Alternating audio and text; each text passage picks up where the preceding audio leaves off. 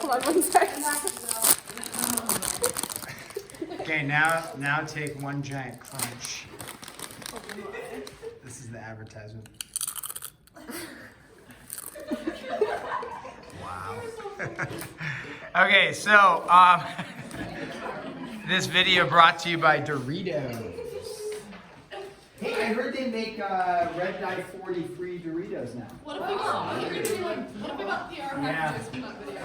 So that's gonna be cool. Okay, so no class tomorrow. Doesn't really change too much what we're gonna do. But class Friday, we'll have a block period. There is potential on that day with the block period. I don't think we'll do 2 lessons. Excuse me, but I may have an additional little thing. I would either finish the calculator thing. We didn't quite finish all of that. So give you guys one more dosage of that. We may do that a little bit. If you want to sling lattes that day, just bring. I don't have cream, and I don't know if I can make it in the store. But if you bring creamer, we can sling lattes. If you don't bring creamer, that's fine. Yeah, that's what I was gonna say. Maybe I'll make it in the store. Do you have enough coffee? I got some pods. I do. If you want to bring your own pods, that's fine. I really want that machine. How much is that? Well, for the creme de la creme, I think it's like 5,800.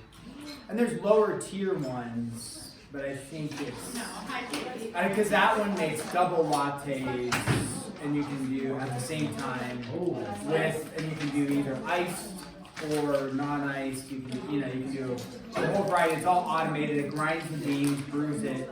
I mean, you have to like fill the milk, fill the water, and fill the beans, and then push it in there, and then go puts the buttons away, and then it like does the espresso shots, fills it, mixes it, foams it, and then you can put syrup in there. You know, that's a full latte machine. It's all automated. And you sit down, and then 2 lattes come out. And I could just knock up junior year and get a latte machine and then come back senior year. Yeah. So I think though, if you were going to make a business out of it, even though it's only making 2 at a time, so it'd be a little slow if you're trying to sling 50 lattes at a lunchtime.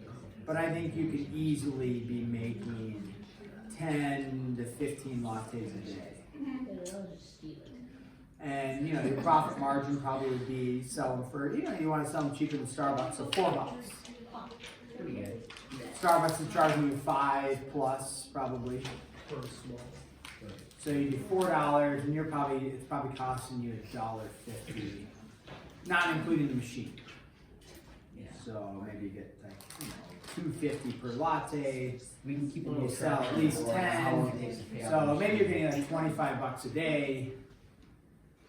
So in a week, maybe you're getting $100 in a week, and then you have 36 weeks of school-ish. So that's $3,600. 2 years. Wait, I feel like you should 2 get years of school. I mean, that means I gotta commit to 2 more I gotta commit till I win my wager. Oh, that's true. 2029. Oh, yeah. Okay, we're good. So me and Izzy and Hazel, we're thinking. we want to bring it back to the good old days and just, yeah. The good old When we used to days. Yeah, When we used to be good at sports. And oh wait, what are you talking about? I should really restart the video. No. Some parents gonna watch this. Always making fun of our children. Yeah. Okay.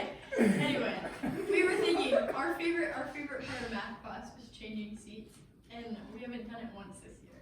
Yeah, And we're small, but now it's we like the have. best part of the test. Because we didn't care what we got on the test, because we just got to change seats.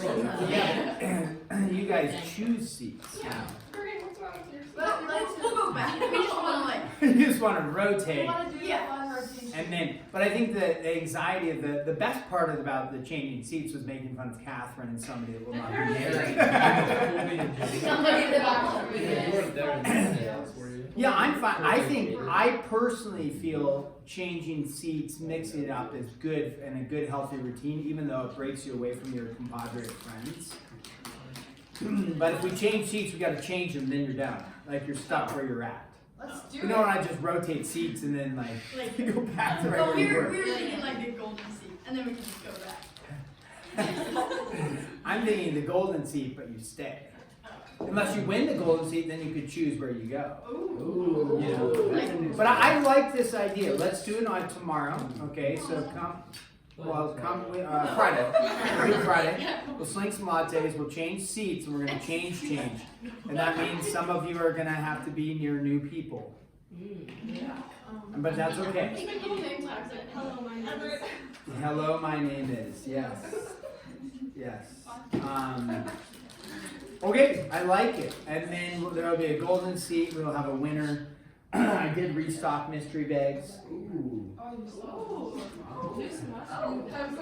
Yes, and there's some, there's some cash prizes. There's some empty bags. There's some. Wait, I have another one to donate today. So, there is a bag with name tags in it. Really? Yeah. Wait, I have another one of those awards. I might donate it to your mystery bags. So some lucky winner. In like 10 years, think of that. Some kid opens it. It's like, who's Holiday? Yeah.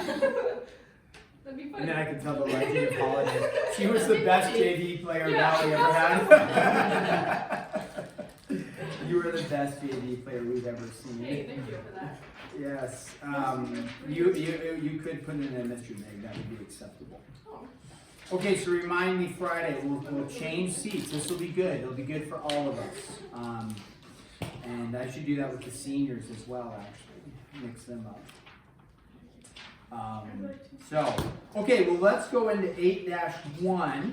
And 8-1, nice thing is we are at least somewhat nice. Well, we are not going to be graphing parabolas for chapter 8, which usually there's some relief with that. We don't get rid of doing, actually that's great, Friday we will do the calculator again, I believe. It's good.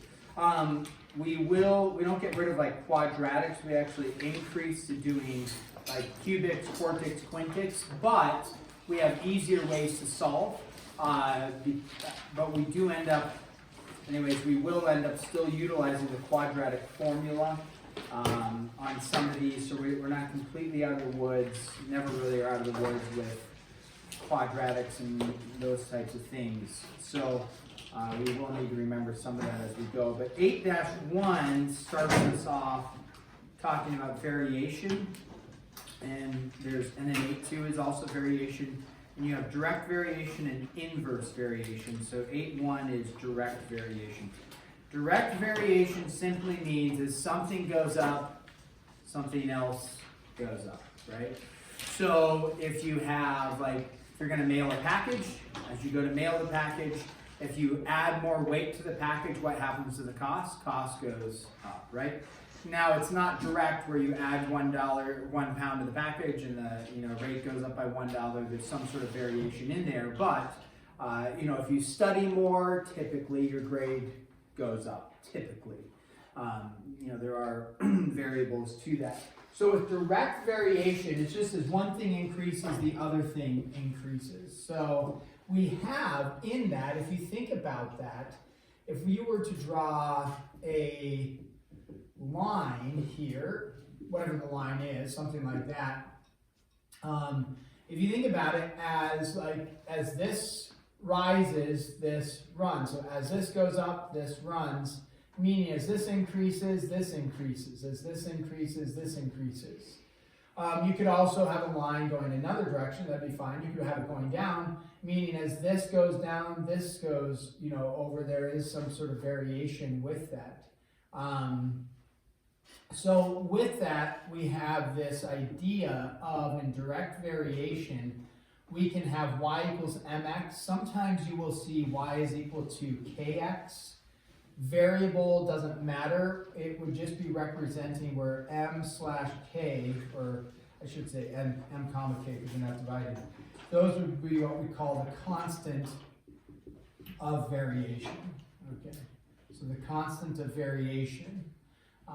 And if you think about that, like if you had here, you said as x goes up, and you know, as x is increasing, y is going to increase as well. As x goes down, y is going to go down as well.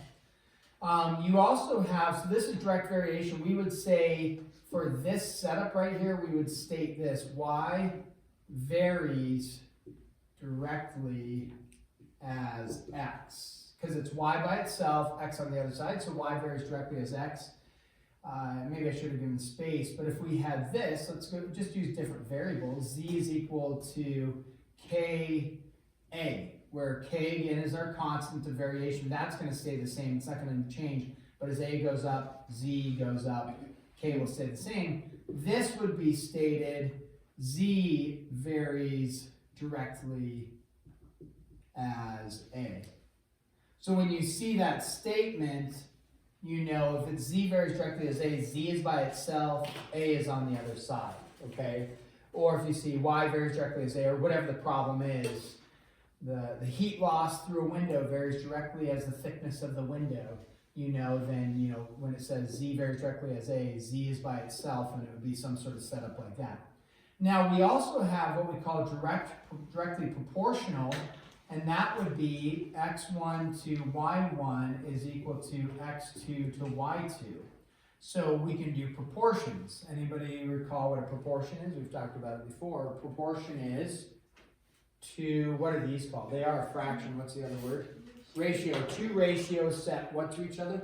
Equal to each other. So two ratios set equal to each other. This is directly proportional, meaning in 8.2 we'll talk about inversely proportional, but directly means x1 and x2, those are on top, y1 and y2, those are on the bottom. When we have directly proportional, we can also cross multiply, right? And when we cross multiply, this would look like x1 y2 is equal to x2 y1. So that we use quite a bit when we do these types of problems. We'll do directly, when it's directly related, we do a proportion setup quite a bit, okay? So those are some basics of what we're talking about. They use an example, I was gonna pull it up on a overhead, but in the book they talk about the depth of the water, like when you're diving. So as you dive deeper in the water, what happens to the pressure? You ever dive down, right? And what happens to the water pressure in your ear? What happens? As you go deeper, the water pressure increases. So as your depth increases, your pressure increases. Okay, and it increases at a specific rate called, it's 9.8 kilopascals per meter, some sort of pressure. And I remember I went scuba diving one time. And it was like in this casual course where it's like a guided scuba dive, you can only go 25 feet. And you have to do this like hour course about how not to die underwater and how to like slowly come up and all this. And she was going through this flip book and a chart, you know, and talking about scuba diving. And she's like, so as you go deeper, the pressure is going to increase. And I was like, oh yeah, 9.8 kilopascals per meter. I mean, because I taught this lesson for like 10 years. And she was just like, what? Like, yeah, standard. So, if you ever go scuba diving, you know, you can just throw out that, yeah, it's going to increase at 9.8 kilopascals per meter. You know, so, kilopascal. And I think it was named after somebody, is my guess. Well, it's a kilo pascal. So, kilo being the metric system is my guess. And then pascal maybe was a guy. So, a kilopascal. It increases at 9.8 of those per meter. So as you go down, that pressure increases. So in that case, you can look in the book. You don't need to write this necessarily, but that equation would look like that, where like you would state 9.8 kilopascals per meter. So as you go down 1 meter, your pressure is 9.8. As you go down 2 meters, it's 19.6. As you go down 3 meters, it keeps increasing by 9.8 every time. So you can figure out what your pressure is if you're 10 meters down. But it's the same increase every single time. It's not some sort of exponential increase. It's the exact same increase every single time. So that's where that 9.8 would be the constant of variation where it wouldn't change. Let's do a couple of examples. We got to talk about the proportions, so that's good. So this will be if S is directly proportional, okay, to T, and S equals 40 when T equals 15, find T when S equals 64. Okay. So if S is directly proportional to T. Now there's two ways to go about this. The pretty easy way is just to set up a proportion and then solve. The other way, which you sometimes need, and we'll talk about that, is that we'll find the constant of variation and then solve from there. So with this, I'll show you the proportional way. There's nothing wrong with doing that, and you can solve it and you're done. Sometimes you need to know what this constant of variation is, in which case the proportional setup, you would have to do this type of setup to figure out what it is.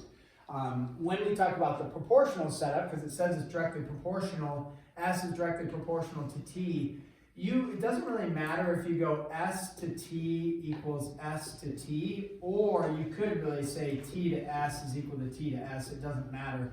But when it's direct, you have to go S to T, or T to S, T to S. You can't flip-flop these, meaning the error would be in directly proportional like this, where S is on top, S is on the bottom.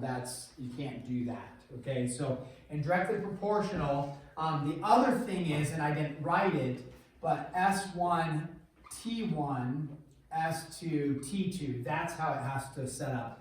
The other error would be some sort of inversely proportional, like S1 to T2 is equal to S2 to T1. So your S's are still on top, your T's are still on the bottom, but this is not directly proportional. So directly proportional, S1, T1. And when I say S1, T1, what they're referring to is this. This would be your setup is these correlate together. S is 40 when T is 15, so those would go together. This would be wrong, don't do it that way. So if we do the proportional setup, typically if like S is directly proportional to T, I usually put the S's on top, T's on the bottom, but it does not matter. So we say 40 to 15, and then it says find T when S is 64. So we know S is 64, and then we have this setup. Somebody help me out. What is T in, we just cross multiply, right? 24. What is it? 24. 24. Okay, and that would make sense is that S was 40, it increases to 64, T was 15, it increases to 24, meaning it goes up, so that's good. So that's fine, do it that way, super easy. If we wanted to know, excuse me, our constant of variation, meaning how much is it increasing by every time, because it's not a one-to-one, right? As S goes up 1, T goes up 1. As S goes up 2, T goes up 2. That's not true. It's kind of like as you dive 1 meter down, you don't just increase your pressure by 1. It's actually increasing at a rate of 9.8 every meter. So how would you find your constant of variation? Well, we would look and say S is directly proportional to T. So S is equal to KT or MT, doesn't matter. And then you would just say, okay, S is 40 when T is 15, right? And then you'll notice, so your constant of variation is 40 over 15, which if you reduce that is going to be 8 over 3. So it means that as S goes up, as T goes up 1, S goes up by 8/3, and it's the same with like anything. It sounds kind of complicated, but if you're going to buy hamburgers, right? Johnny has now fallen in love with McDonald's French fries. I don't know if that's necessarily a good thing, but it was like a badge of honor, finally. It's like you finally want to. And he was so pumped, told me the other night, Daddy, I want a picnic. I'm like, oh, son, let's do a picnic here. Yes, McDonald's French fries. I'm like, oh.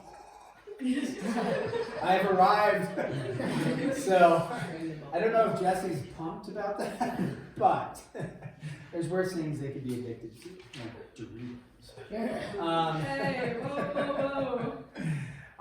We haven't given him Doritos, otherwise he Oh, would. is it because they're red 40? I think they're Red Dye 40. He's had Red Dye 40 at some point. I think Grandpa gave him something. So, anyways, you go to buy hamburgers or French fries. One fry costs $4. 2 fries cost $8. What's the constant in there? $4, right? Every time you buy a fry, it goes up by $4. So this is just every time T increases by 1, S increases by 8/3. So if you went this route, you'd say, okay, K is 8/3, and then you'd say S is 64, 8/3 for K, and then T is unknown, and then you would have T right there, and you would solve. And you'd still get the same answer. So proportionally set up is easier. Do that route, it's no problem. If you need to know the constant of variation route, you would just go and find it that way. All right, so then let's go with, mix it up a little bit with some sort of algebraic expression. If, okay, y is directly proportional to root x and y equals 25 when x equals 3, find x when y equals 225.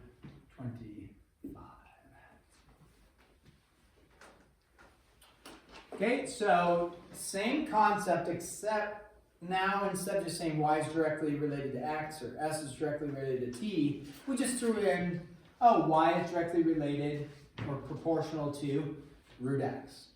If you do the proportional setup, that's no problem. We will not do this though. We won't say x1 to y1 is equal to x2 to y2. That's not true because is x and y or is y directly proportional to x? No, it's directly proportional to square root of x, right? So in this case, we wouldn't state that. We would state instead of x and x, we would simply go what? Square root and square root. So that's all you would do is you would include that square root aspect. Again, it does say y is directly proportional to x, so you could have said y over root x is equal to y over root x. Doesn't actually matter for what we're doing. Okay, so then if we go to solve here using the proportional setup, like I said, it doesn't matter. So let's say we say, okay, we're going to do the square root of x. It gives us y equals 25 when x equals 3. So if that's the case, we're doing this setup here, we're going to go x is equal to 3. Now remember, it doesn't say the square root of x is equal to 3, it just says x is, but y is relating to the square root of x. So we say square root of x, and then what do they tell you x is? X is 3, y is 25. X is unknown, y is, what do we have here? 225. Now, when we do this, you could cross multiply, or you just multiply both sides by 225. Root 3 over 25 is equal to root x. And then 225 divided by 25 is going to be 9. Right, I think. I feel pretty good about that. 9 root 3 is equal to root x. And then how do I solve for the square root of x? Not too bad, just square both sides, right? And what's 9 squared is 81, square root of 3 squared is 3, 81 times 3 is 243. Anybody want to confirm that? Yep. Or just accept it? Maybe just accept it. It's good. I feel good about it. Okay, briefly we're going to talk about geometric mean. Anybody remember geometric mean? Okay, the geometric mean was from, we talked about it in geometry. We're not going to use it in the depths that we did in geometry, and there's a bunch of different equations we could set up with altitudes of triangles and relationships of sides. We're not going to review that, we're just going to review what is geometric mean. Now, you have geometric mean, what's the other mean that most of us are aware of, probably? Although you may not call it this. We have the geometric mean, and then if what do we, well, this is kind of stretching it. Does anybody know what the 3 measures of central tendency are? Talking about basic statistics, you learned it back in elementary school. What is it? Mean, median, and mode. Yeah, mean, median, and mode. When you talk about the mean, what's another word for the mean? The average, okay? So geometric mean is not talking about that mean. The mean you're referring to when you say the 3 measures of central tendency, mean, median, mode, you're referring to actually the arithmetic mean. This is the geometric mean. So, when we do this, you don't add the 2 numbers, divide by 2. When you have the geometric mean, so it's always between 2 positive numbers, and let's say 7 and, let me give us this, 8 and 20. So the geometric mean is always between just 2 numbers, okay? And what it is the reason why they put it in here is because there's some sort of proportion that they deal with, and whether you remember it or not, it is 8 over, I'll put G for geometric mean, is equal to G over 20. So, and then you would have G squared is equal to 8 times 20, and then G is equal to root, well, whatever this is, 160, right? And then, who's got the square root of 160 for me in decimal form? It's going to be 12 point something, right? 12.65. Okay, 12.65, thank you. So 12.65 is between 8 and 20. It will fall between them, but it's not going to be halfway in between. Okay, it's some sort of relationship we use in, and actually is used for like the Pythagorean theorem. But you don't have to know all that. You just know that when you go to find the geometric mean, it's actually, you can just think of it, it's the square root of the product of the 2 numbers. Okay, that's all it is. So we'll have a couple little review problems on what geometric mean is. Then let's go to page 356. On page 356, go there. The reason why I'm directing you there is we have some story problems. I just want to cover a couple briefly to give you an idea of what you're going to be asked to do. So on page 356, let's go to number 8.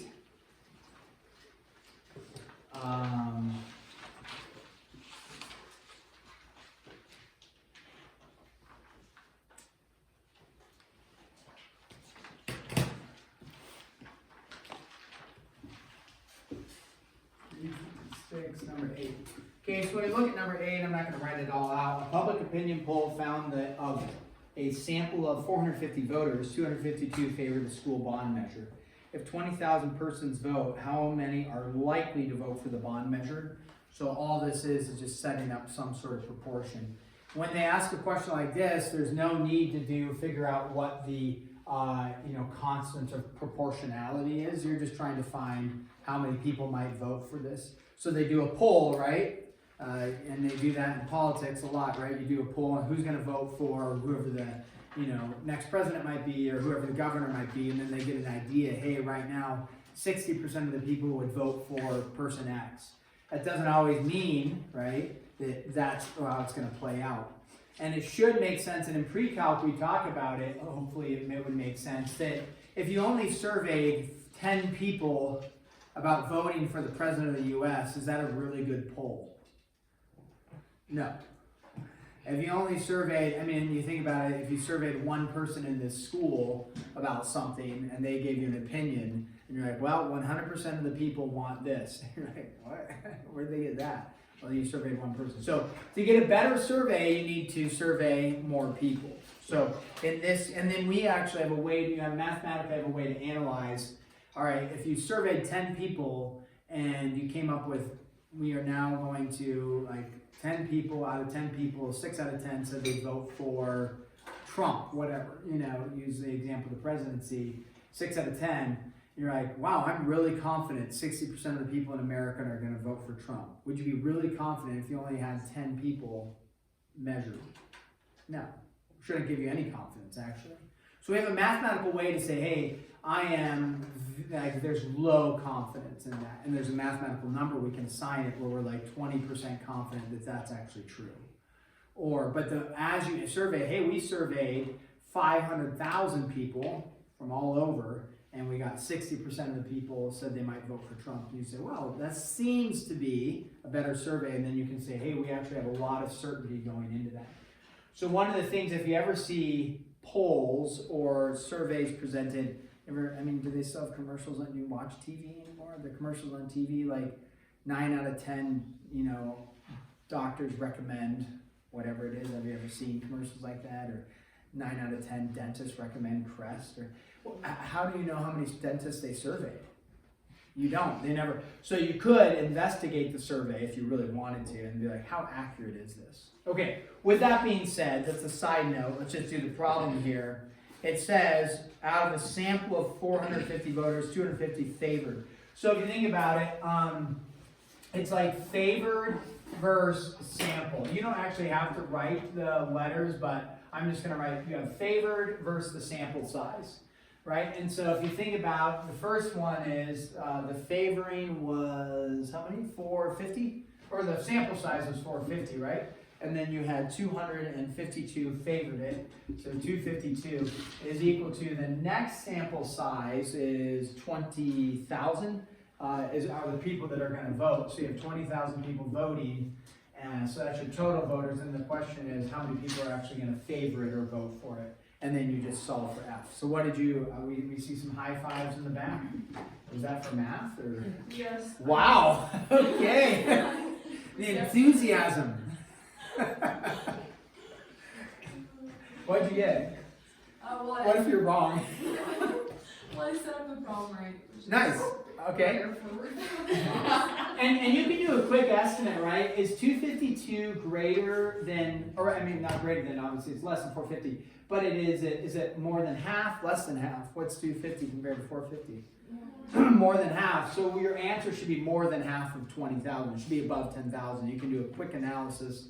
And this is pretty easy math, especially with your calculator. We get 11,200. 11,200. Very good. Okay. So let's assign your homework. This will make this due on Friday. Make sure we have, then we can be up to speed on it. And then do Friday is seat change day, slinging latte day, and maybe graphing calculator day, which would be great. So your homework is going to be written exercises. Okay. You should go pretty quick, 1 through 12 all. And then problems, like the ones we just did, we're going to do 1 through 17 Bob. Yeah. I'm trying to start calling it now. 1 through 17 Bob. Instead of odds. Instead of odds, yes, very good. Okay, so 1 through 17, just if you don't catch that, it's 1 through 17 odd. Okay? 1 through 17. Odd. 1 through 17 odd. And this will be due Friday.